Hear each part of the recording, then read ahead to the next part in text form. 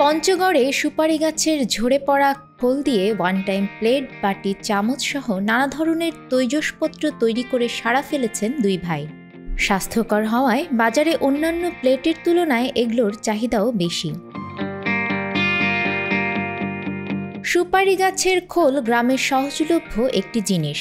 সাধারণত গ্রামের মানুষ জ্বালানি হিসেবে এটি ব্যবহার করে। তবে এই খোল দিয়েই প্লাস্টিকের বিকল্প হিসেবে পঞ্চগড় জেলার বোদা উপজেলার শিমুলতলী নামক স্থানে নান্দনিক তৈজসপত্র তৈরি করা হচ্ছে। জেলার বিভিন্ন স্থান থেকে 2 টাকা পিস দরে সুপারি গাছের এসব খোল সংগ্রহ করা হয়। খোলগুলোকে নিমপাতা ও লেবুর রসযুক্ত পানি দিয়ে জীবাণুমুক্ত করে রোদে শুকিয়ে নেওয়া হয়। এরপর পাতার খোল ছাঁচের মেশিনে বসিয়ে তাপ এবং চাপ প্রয়োগ করে নানা আকৃতি দেওয়া হয়। কয়েক মিনিটের মধ্যেই গোলাকার বাটি, গোলাকার প্লেট, চৌকোনা প্লেট, লাভ আকৃতির প্লেট, চামচ, ট্রে সহ 8 ধরনের জিনিস প্রস্তুত করা হয়।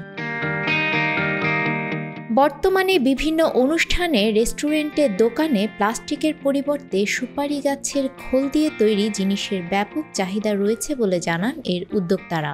আমার মেজো ভাই উনি এই প্রতিষ্ঠান দেখে আসছে, ইন্ডিয়া, চীন, বিভিন্ন দেশে উনি যায়, দেখার পরে ওনার আইডিয়া থেকে এটা বলছে, আমার সঙ্গে কথা বলে সে এখানে এই প্রতিষ্ঠানটা স্থাপন করে বিভিন্ন জায়গায় বা দেশের বাইরে তিনি এখন পাঠাবে। এগুলা আস্তে আস্তে অর্ডার বাড়তেছে।